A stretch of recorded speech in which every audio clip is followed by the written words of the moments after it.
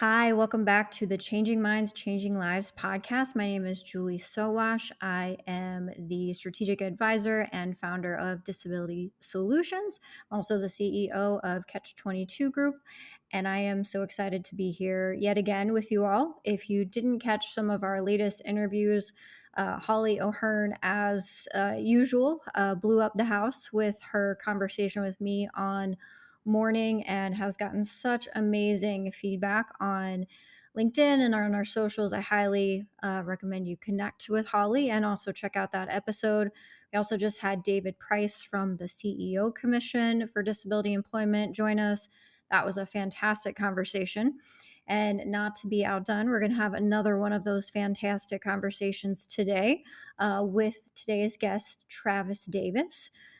Travis is a speaker, entrepreneur, and disability advocate. He has a passion for creating inclusive environments. He was born with cerebral palsy. He has a BA in English and a master's in adapted physical education. I want to know how we went from English to the adapted physical education. And he also has an ADA certificate, or he's an ADA try that again. And he is also ADA coordinator certified. So, welcome to Changing Minds, Changing Lives, Travis. Tell us a little bit about you. Yeah, thank you so much for having me, Julie. So I live in Albuquerque, New Mexico. I, as you mentioned, I live with cerebral palsy, and I've just been advocating for people with disabilities since college when I was in Southern California and got my undergrad in English. And I just have really fond memories of connecting with my peers that wanted to help raise awareness of individuals on campus who have disabilities. And just from that moment, everything just snowballed. And I continued to do that same work when I moved back here in Albuquerque. And I've done two TEDx talks. One most recently was last month in Austin, Texas, and I'm just really grateful for opportunities and people like you who bring me on to platforms to share my message and talk about the important things regarding disabilities and helping people change their minds about people with disabilities. So Amazing. So you kind of stole a little bit of my future thunder. I mean, you are the TEDx speaker, but I do also want to say, you have your own podcast called yes. Off the Crutch. You do a ton of speaking. You own a Rush Bulls franchise. You do just incredible work. And so, tell me about the brand Off the Crutch. I love the name, and how you got to that place where a podcast and this brand made sense for your life. Sure. So I started the podcast about 5 years ago, and it was right around when the pandemic was starting. And it was out of boredom, but also out of my interest in audio recording. I've done that since I was like 18, 19 years old. And so this wasn't kind of new territory. Back then, I was using more like hardware, and now everything's gone digital. So that's kind of how long uh, I've been kind of going at it. And so originally, I was like, well, what if I call it off the cuff? Because my forum crutches have the cuff. And I'm like, well, what about just like off the crutch? And so that was just how it came to be. And then I started interviewing people in just my friend group because I think when you're starting out with a podcast, like I didn't know what I was doing in terms of getting the word out there about who I was. And I'm like, well, maybe people should listen to see, like, get to hear about me. And then it started to escalate to people on my LinkedIn network, and it just grew out of that. And then, see, I'd say it's been about a year and a half where I really thought about expanding off the crutch from the podcast to do more of like coaching and consulting and helping people or organizations get off their quote unquote crutches, how we have, you know, we all may not have physical crutches like I do, but we all have like mental crutches that prevent us from getting to point A to point B. And so that's kind of how that came to be. And so now I'm trying to make that brand not just about me, but helping other people. And it was just really, the pieces fell into place last month when I was writing my TEDx talk, and to be able to share that message that coincides with my podcast, it just happened to work out because that wasn't the original um, angle that I was going with my talk. Okay. So you have the podcast, and then you have the TEDx talks. Tell me about the Rush Bowls franchise and what that is. Yeah. So the Rush Bowls franchise started about 2 years ago. Two of my friends came to me, and so they actually are the owners of the franchise. They have a 4-year-old daughter with Down syndrome, and they came to me because they saw a need to provide more employment opportunities for people with disabilities that just go beyond maybe the stereotypical jobs that you see. And they just see their daughter as being able to do anything that anybody can. And that's what they see with um, people with other disabilities. And so when they approached me, I was open to the idea, and I was the go-between between the my friends, the owners, and the contractor, and all the people up until it opened up last year, and then I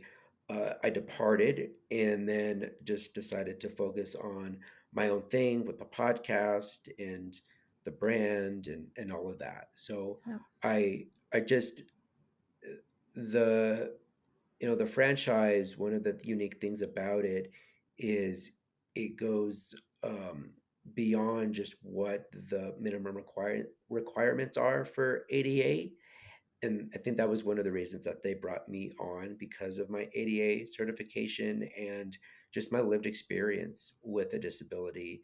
Uh, I think they wanted that perspective. So I I'm really grateful for both of them for bringing me in and learning how to open up a business, because it's really hard work. And I got to do some of the hiring and put together some of the I'd say ways in which the staff can feel most comfortable around people like their peers with disabilities, which sounds like so weird to have to create like cards or anything of that nature, uh, because it should just be like common sense. Like everybody should just be kind to everybody and have that knowledge, but we don't.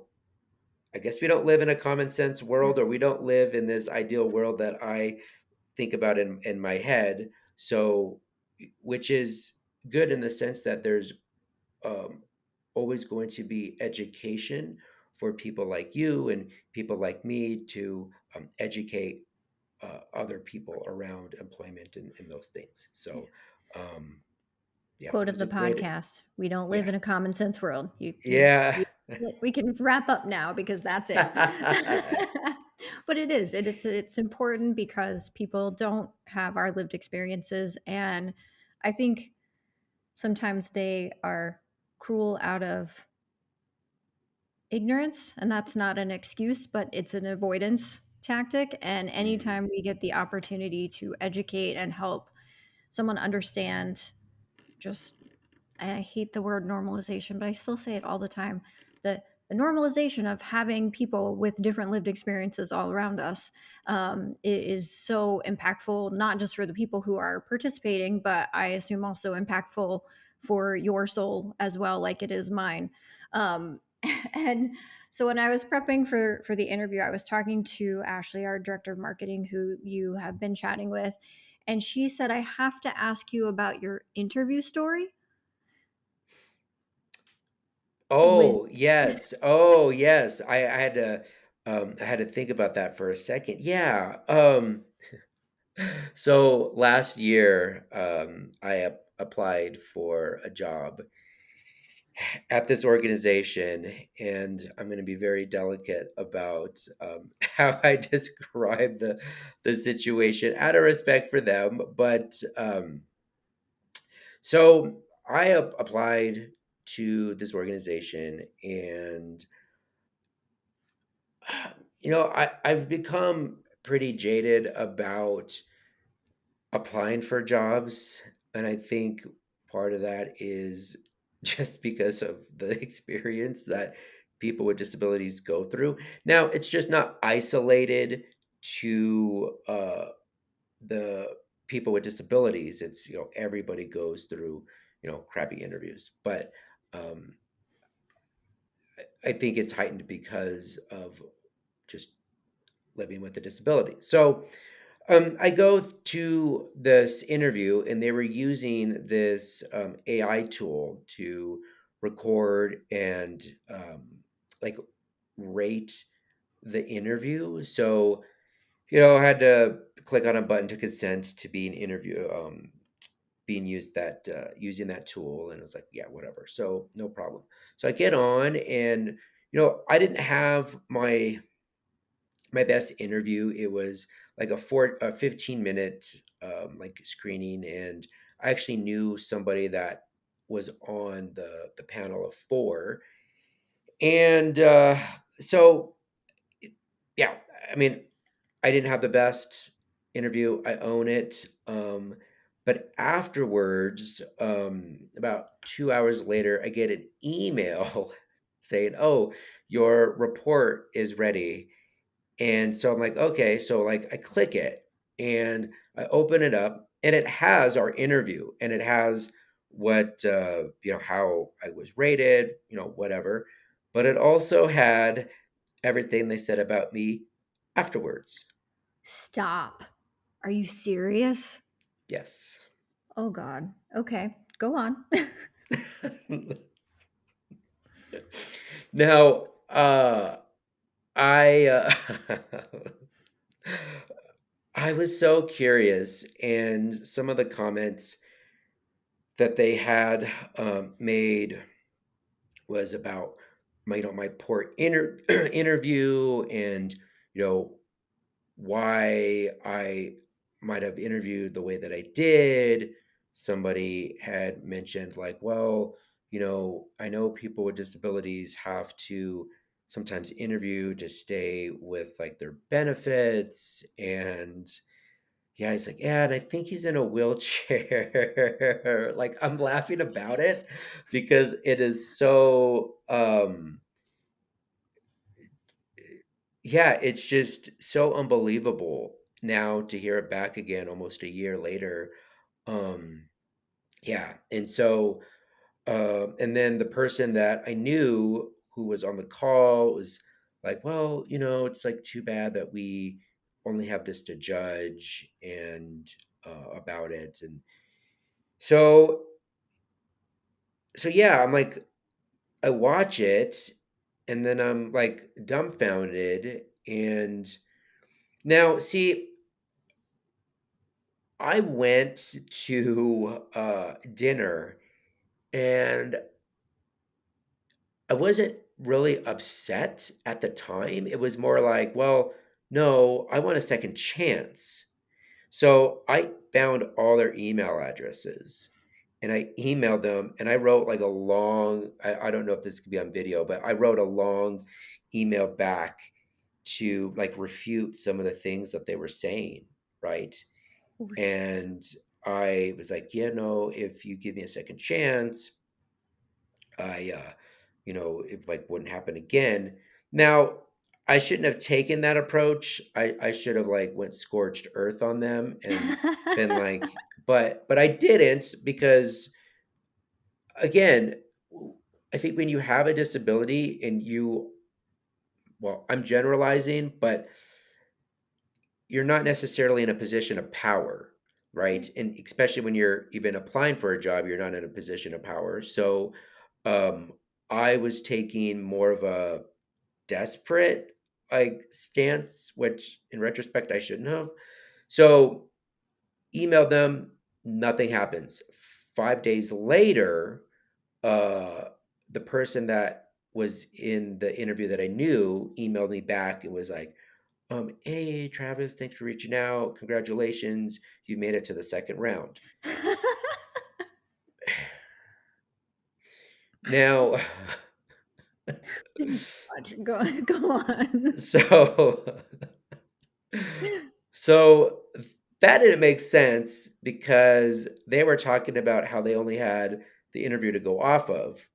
And so I'm like, well, they're just covering themselves. And so I declined. Now, after a couple conversations with my retired lawyer, special education lawyer, she advised me to continue and pursue this. And so I called that organization's um, HR uh, department to let them know about it. And the lady's response was went something like this. She's like, "Oh my gosh, I'm so sorry. That happened to you. It's a bummer when technology doesn't work the way that we want it to." Yeah, that's what it was.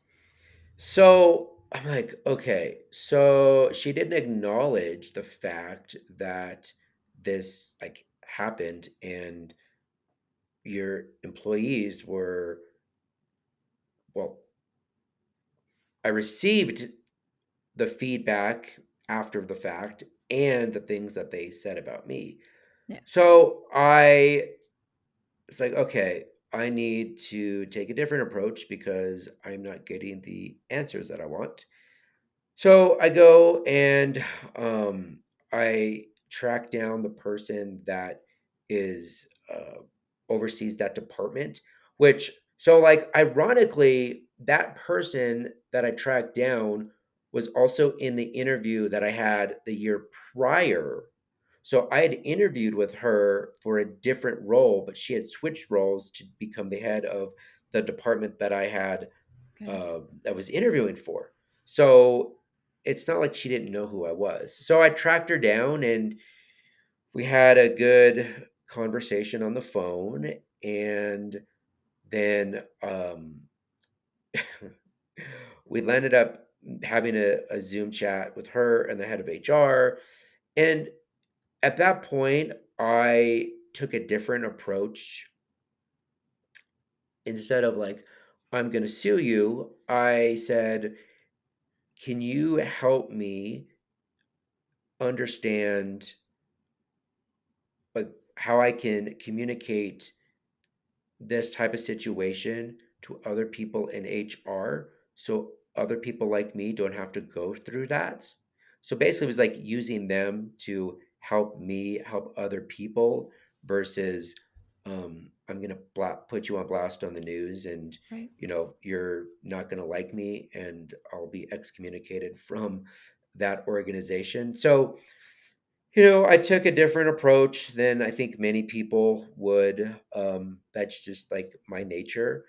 But I think at that point, that was like the turning point to me of, yeah, I'm gonna do my own thing and I'm I'm gonna show, you know, those people and other people that doubt me or have these perceptions Mm-hmm.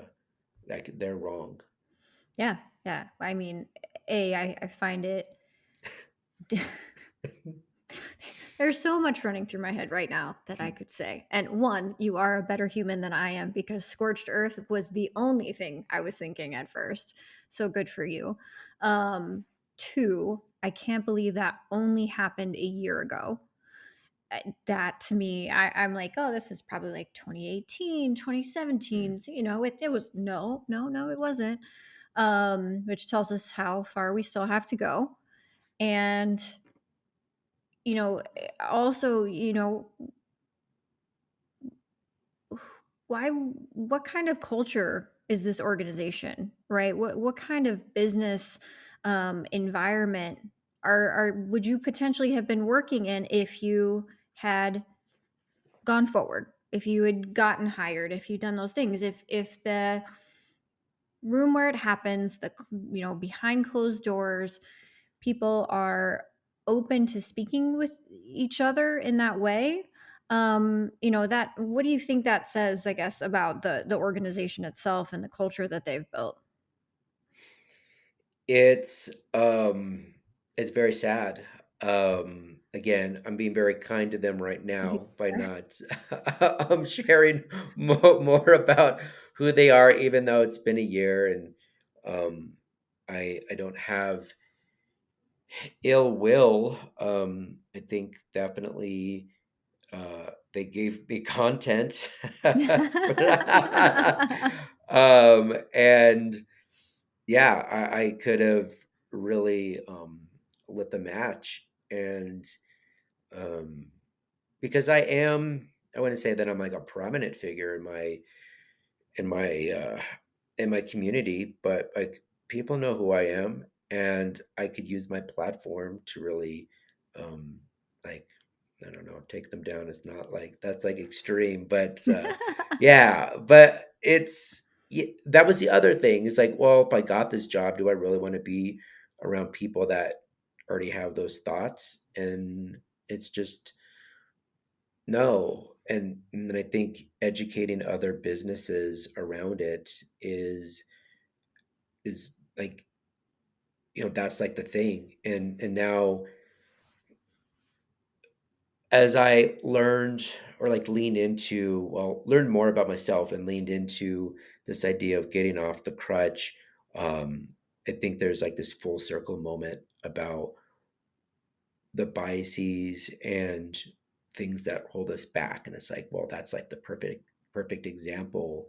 um and again, like throughout the process, I even admitted in the email, like, I didn't have the best interview, so like I own it. I didn't go in there thinking I was gonna just like light the world on fire in the interview. So it's not I tend to be pretty self-aware, but yeah, it was a pretty crazy time. Yeah. Well, Yeah. and I mean, in my takeaway, and this is something that we hear so often in our community, is that people with disabilities are more likely to go open their own businesses because of the way that they've been treated by organizations, by hiring managers, by people in their lives that would otherwise greatly benefit from the talent that they bring to the table. So not only did these people make absolute fools of themselves, they showed their own bias, but they also lost now someone who's a business owner, who has a platform, who has a brand, who's done not one, but two TEDx talks. And had they been able to see beyond the fact that you might use a wheelchair or you might XYZ, um, what an asset you could have been to that organization. And I think that this is just such a profound example of how our biases lead us down the road that we're on, and make us lead us to make decisions that impact other people, especially around employment, so dramatically, and have absolutely no idea of the impact, both good and bad, that they have on people. And it's not just people with disabilities. Like you said, getting a job is hard, and everybody's been through a crappy interview. But then to add to your crappy interview, then this extra layer of bias is really impactful. And I hope that if you don't mind, I would love for you to talk about the TEDx talk with the crutch, the CRUTCH, Hmm. and how you turn something that could be perceived as negative into something that now is your brand. It is who you are. It always has been who you are, but you take it to that next level and you show people how to get off the crutch. Sure. Yeah. So, you know, it's just really interesting growing up with forearm crutches. And I can't believe it took me this long to think about what those symbolizes, like that, what they symbolize for me and what they could symbolize for other people. And I just thought, because I've been in therapy for like 10 years now. And so I'm really big on self improvement and trying to look at the blind spots and all the things that um, I've dealt with and deal with. And so coming up with this crutch framework, I think it, I put it in action as somebody who has been creative, been resilient, have understanding with other people. I think a big part as you watch the talk was my journey to Austin, Texas, that I took like 6 trips. And I'm going to be going back there if I'm not fully moved. I'll be going back there in September, so that'll make it 7 trips.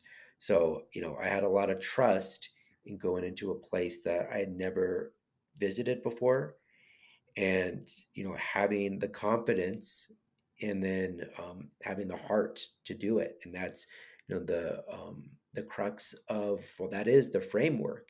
And I believe that if organizations and people um, can see the creativity, resilience, understanding, trust, confidence, and heart, that they could be better humans. I think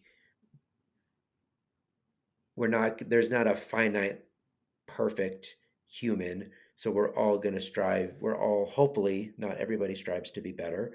But I think that framework can be a tool. And, you know, I filter sometimes I filter some ideas through like my therapist, and she really liked this framework and the fact that it's like strength based. And so I tend to get feedback from people that I trust, and then if there's like a handful that are like, oh yeah, this is great, then I was like, oh, okay, then I think I have something.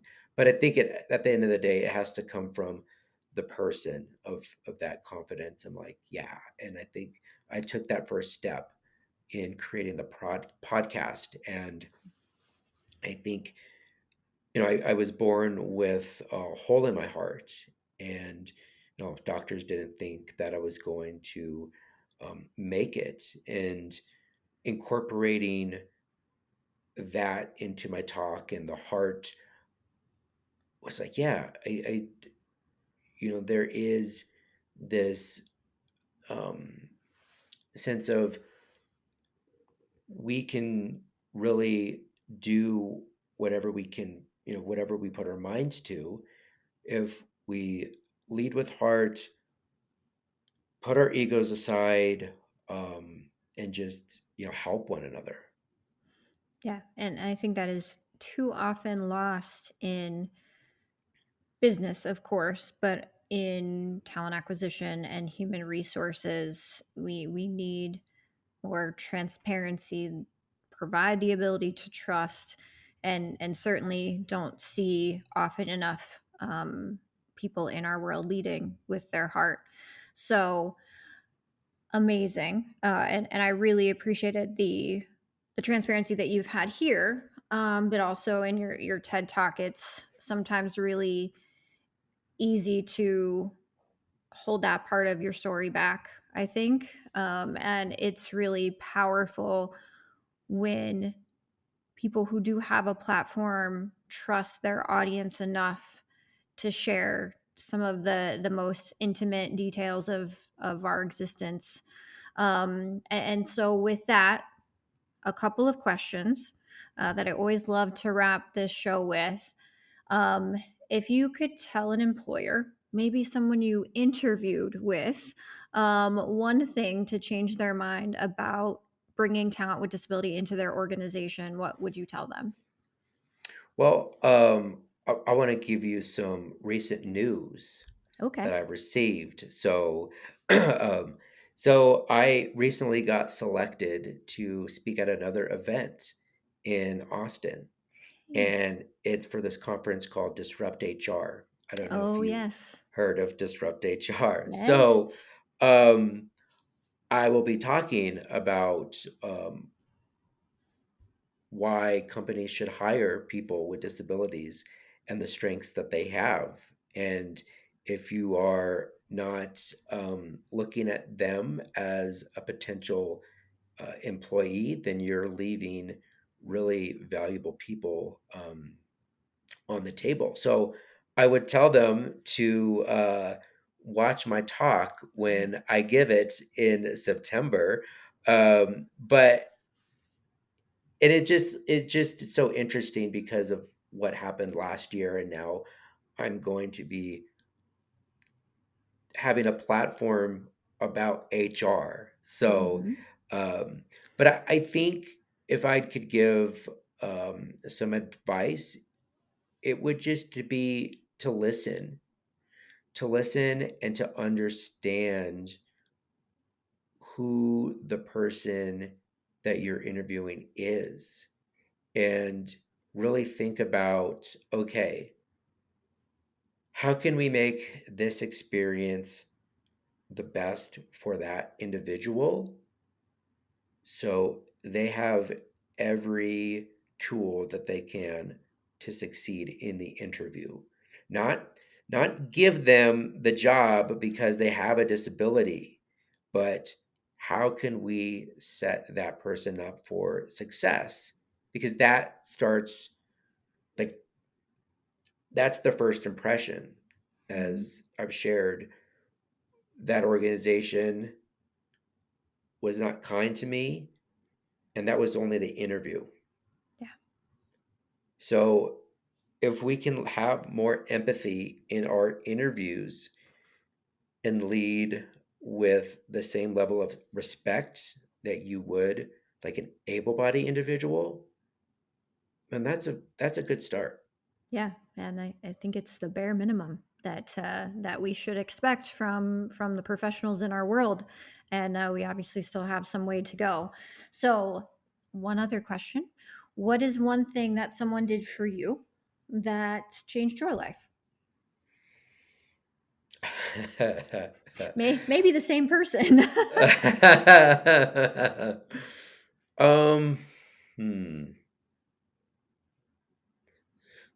I mean, there's a lot of people, and I think the cliche, maybe not cliche, I don't know. Again, I'm generalizing because I've had a really great upbringing with my family, my parents. I mean, I think my go-to answer could be my parents, but I think I would say like the doctors that didn't stop operating on me when I was born, because they, like, literally saved my life.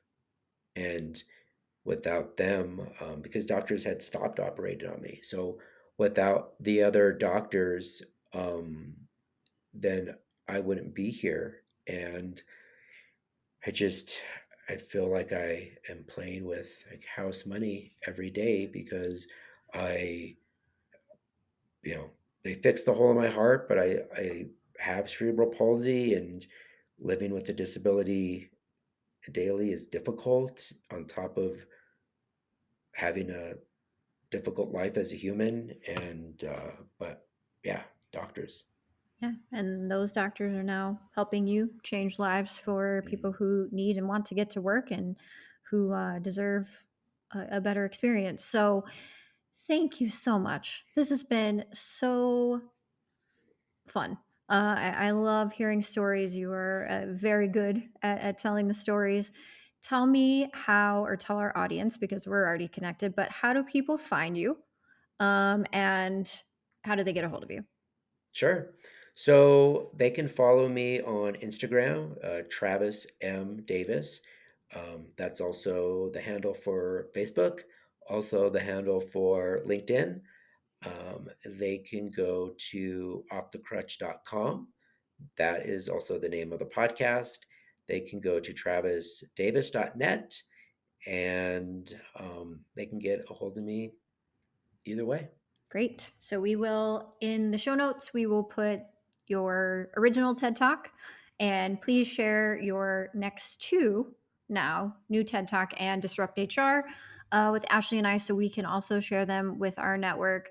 Travis, thank you so much for joining us. This has been an amazing conversation. Everyone, this is another episode of Changing Minds, Changing Lives. We hope we'll catch you again here in a few days. Thanks.